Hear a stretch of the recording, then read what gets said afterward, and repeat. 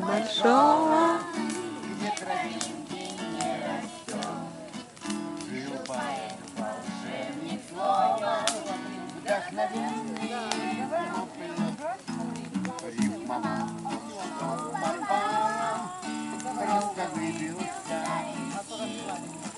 и в деревню на поправку, где коровы щиплют травку, отдыхать отправлен.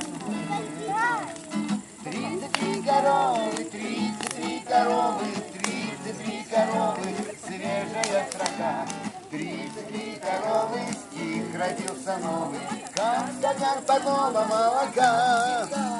33 коровы, стих родился новый, как стакан парного молока. 5 утра вставал он ровно